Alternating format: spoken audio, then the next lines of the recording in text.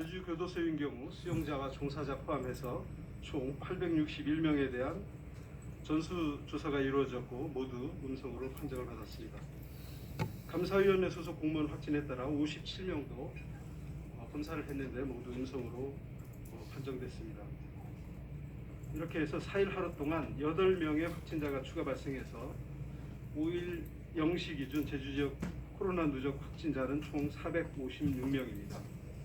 확진자 8분은 441번 확진자의 접촉자가 3명, 443번 확진자의 접촉자가 3명, 동백주간활동센터 관련 1명으로 파악되고 나머지 1명에 대해서는 감염 경로를 조사 중에 있습니다.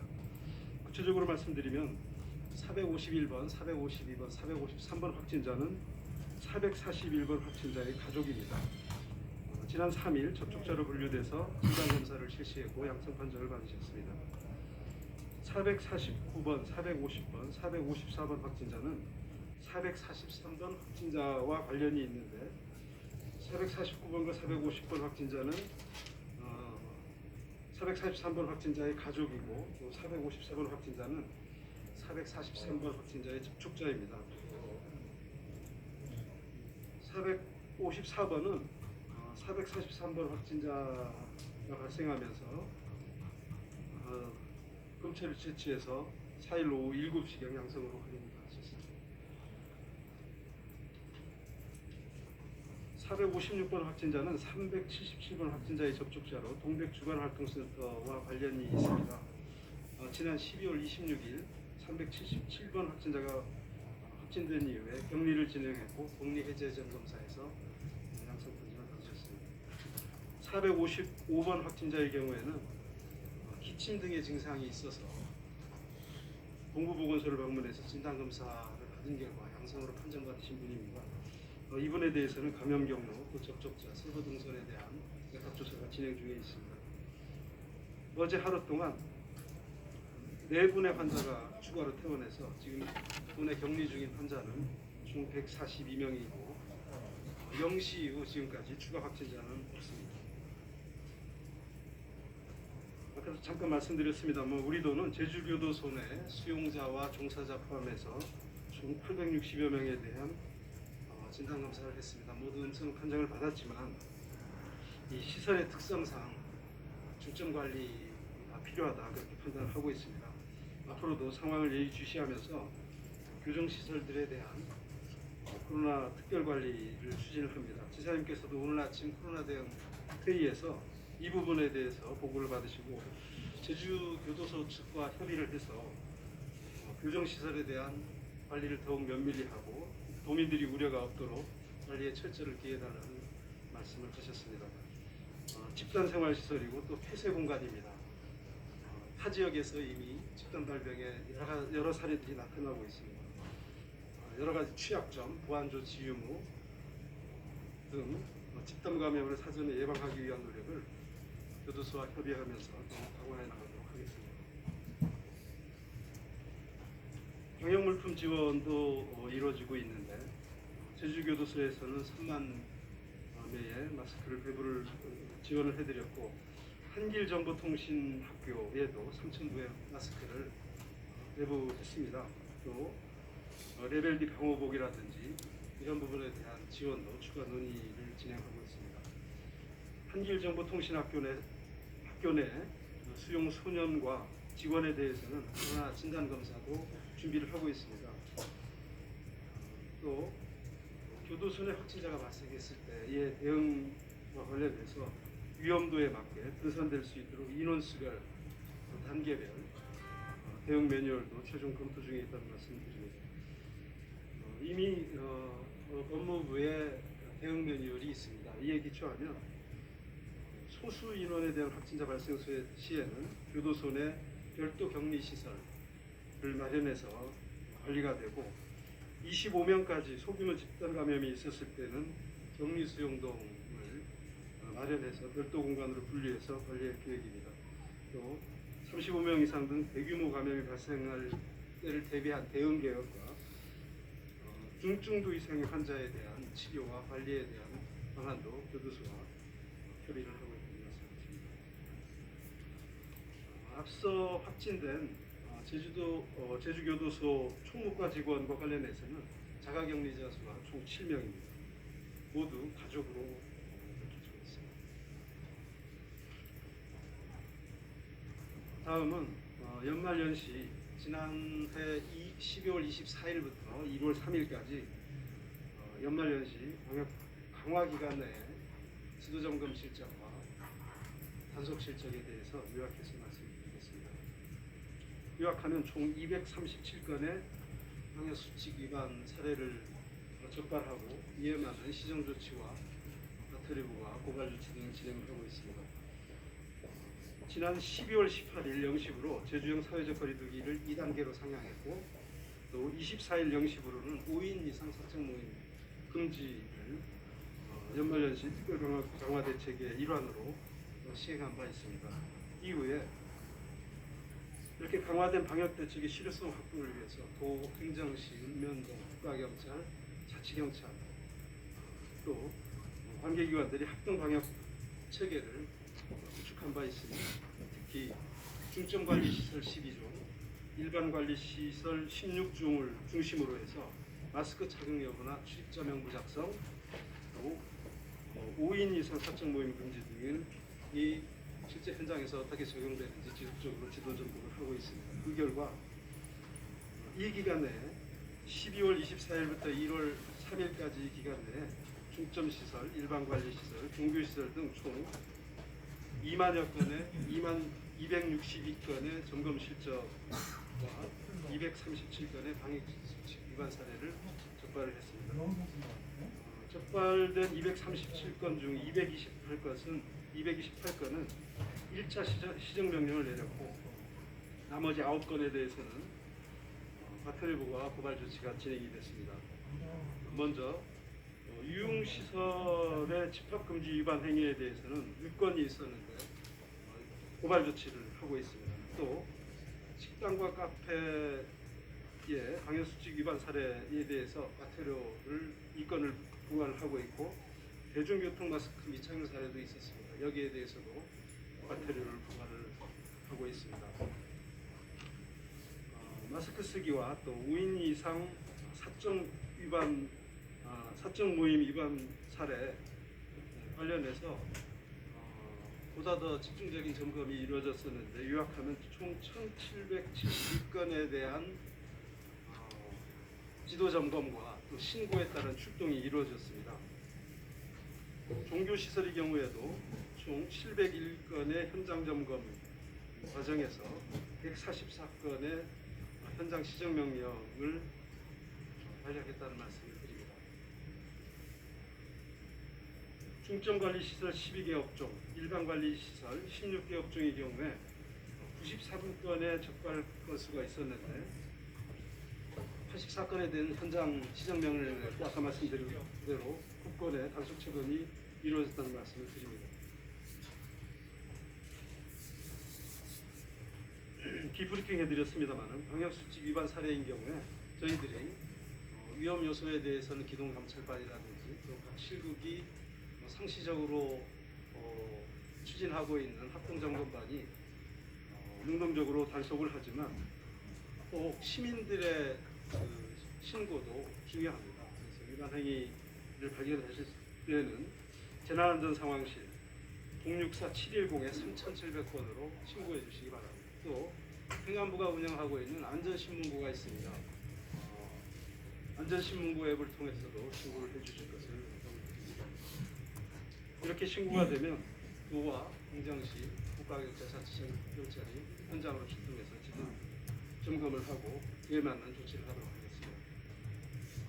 지사님께서 오늘 아침 대응 상황 회의에서 점검이나 단속과 관련해서는 각 현장 실정에 맞게 잘 되고 있는지 살펴보고 또 고질적으로 위반 가능성이 있는 데 대해서는 선제적으로 행정 개선 사항을 도출하고 이에 대한 대책을 마련할 것을 주문하셨습니다. 이상 브리핑을 마치겠습니다. 네, 이어서 실시간 온라인 기자단 질문에 대해 답변드리겠습니다.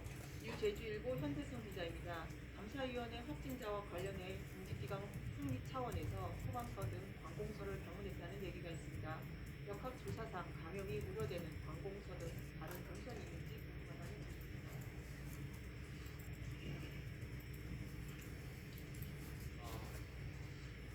네, 역학조사관 이승혁입니다. 해당 이제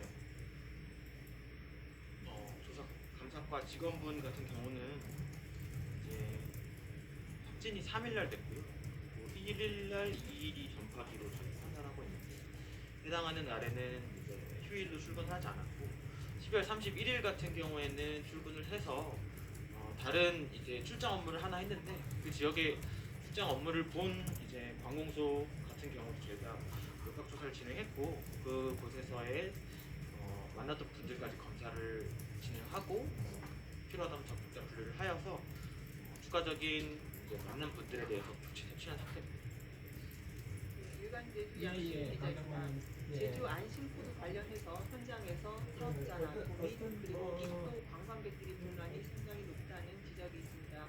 많은 문제점 중 저사양폰이나 오래된 폰인 경우 적용되지 않는다는 점, 그리고 제주 앱이 메인 앱이 아닌 서브 앱인 점, 그리고 개인정보 보호가 제대로 운영되는지 여부에 대해서 강한 불신을 표하고 있는데 이와 관련해서 개선 여부라든가 개별 상황에 대해서 알아보겠습니다.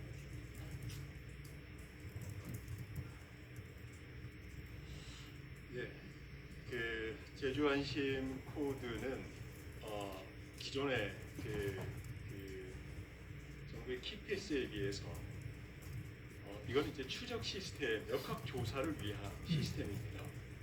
그래서 단순하게 전자 출입 명부의 기능뿐만이 아니라 그 확진자의 접촉자 그리고 접촉자의 접촉자 N차 감염까지를 겨냥한 역학 조사, 추적을 위한 시스템입니다. 분명히 차별성이 있고 특히 제주도처럼 특정 다수의 관광객들이 적어도 하루에 5번에서 8번 모였다 흩어지는 이러한 관광지에는 대단히 필요한 것이라고 저희들은 절실함이 있었기 때문에 개발을 했고요.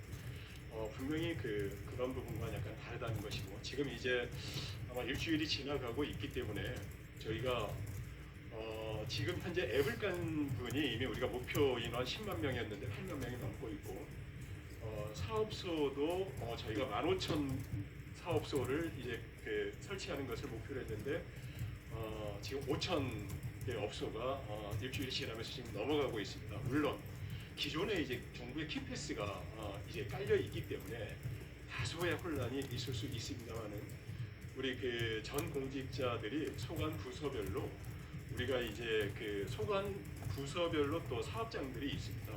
그래서 집중 계도하고 홍보하고 설치 여부에 대한 안내를 해드리고 있기 때문에 아마 1월 중순 정도에는 우리가 목표한 부분만큼 달성할 수 있을 거라고 생각하고 있습니다. 특히 기자님들께서 이 부분에 대해서 이건 정말 제주에 맞는 제주 안심 코드, 정말 제주도 앞으로 이제 조금이라도 단계가 완화되는 시그널이 갔을 경우 제주도에 많은 관광객들이 또 오게 됩니다. 그럼 이분들이 그때를 대비해서라도 지금 정말 좀 같이 협조를 좀 부탁드리겠습니다. 지금 많이 깔아야 됩니다. 네, 더 노력하겠습니다. 네, 뉴제주일보 현대성 기자입니다. 서귀포 우러원인 경우 연료 입원하는 동안 마스크 5장, 수건 5장, 물은 하루에 500ml 한 개 지급되는 등 병원에 따라 확진자 지원이 다르다는 얘기들이 있는데 이에 대한 확인을 부탁드린다는 점입니다. 예, 그 부분 즉시 확인하겠습니다. 확인해서 그런 부분들이 어떻게 차별이 있거나 차이가 있어서는 안 되겠죠. 즉시 확인하겠습니다. 조치하겠습니다. 네, JIBS 신윤경 기자입니다. 교도소 직원과 감사위원회 직원 확진자인 경우 가족들에 의한 감염으로 알고 있는데 감염 경로가 확인되는지 궁금하다는 질문입니다.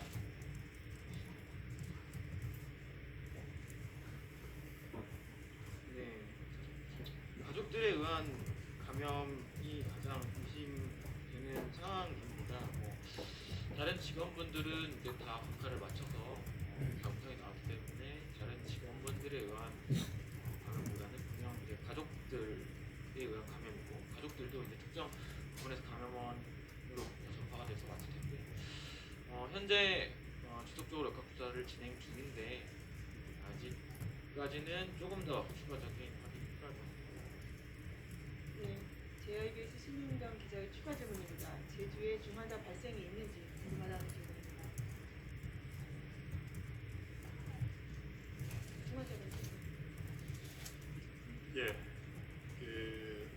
어저께 저희 대학 병원을 통해서 한 분이 그 중환자가 발생했습니다.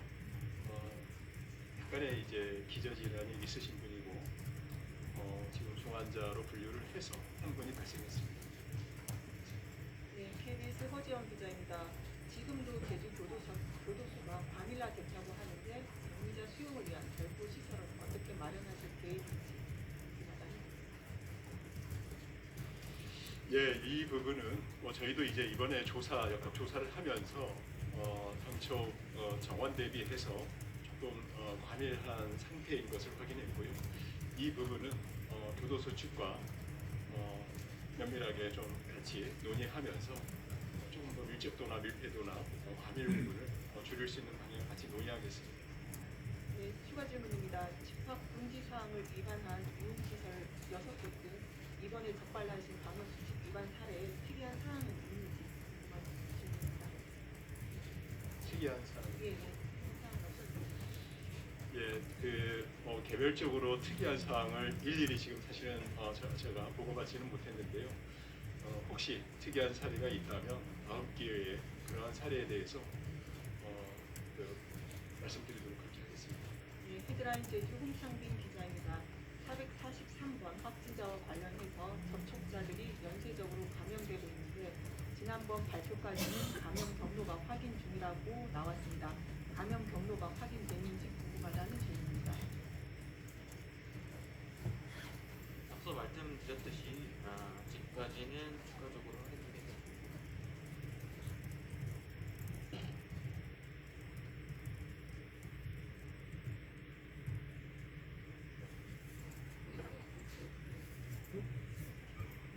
말씀. 네, KBS 허지영 기자입니다. 제주 손은원 검사는 현재적으로 진행하시는 건지 제주 교도소에서의 추가 감염은 낮은 것으로 보고 있는지 궁금하다는 질문입니다.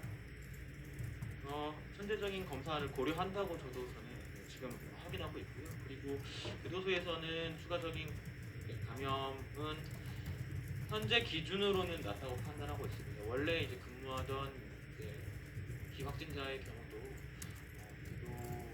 수감하시는 분들하고 접촉이 없던 분이시고 검사결과 음성이 나와서 현재로서는 그렇게 판단이 되지만 항상 이제 PCR 지금 검사 자체가 현재의 상태를 보는 겁니다. 근데 만약에 잠복기에 있었다고 하면은 이게 드러나지 않았을 수도 있다고 생각합니다. 그렇기 때문에 저희가 지속적으로 확진 환자가 발생할 수 있는 가능성에 대해서 항상 염두에 두고 어떻게 하면은 그를 이제 배제할 수 있고 확인할 수 있는지에 대해서 추가적으로 논의할 예정입니다.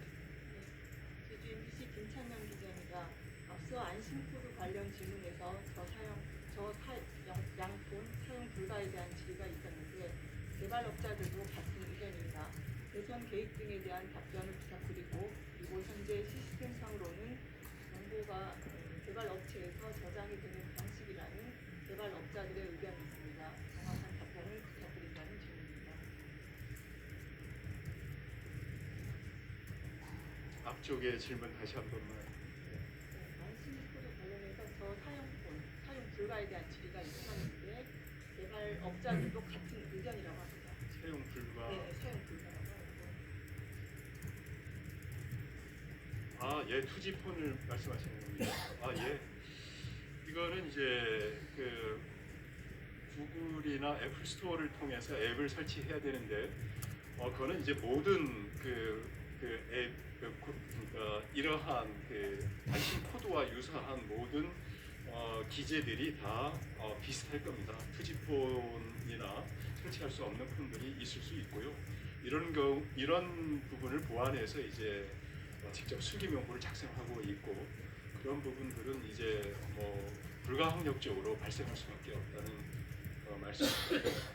정보와 관련해서는 다시 한번 말씀드립니다만은 정부의 키패스는 이제 사회보장정보원과 국가기관과 네이버라는 민간 영역에서 별도 분리를 해서 저장을 하게 됩니다.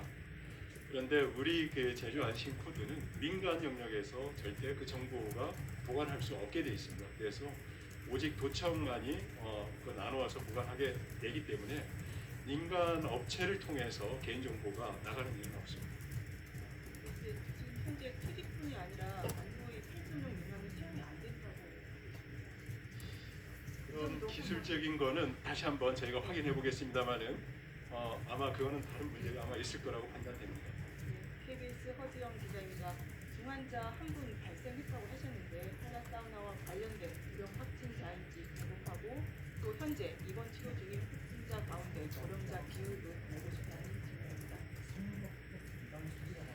고령자 비율 이 부분은 저희가 수치를 한번 파악해서 저희가 그 고령자 비율이 전국 대비해서 대단히 낮다는 건 말씀드릴 수 있고요. 정확한 수치는 확인해서 말씀을 드리겠습니다. 그리고 지금 중증인 분에 대해서는 나중에 확인해서 말씀을 드리도록 하겠습니다. 더 이상 기자단 질문이어서 질문 모두 마치겠습니다.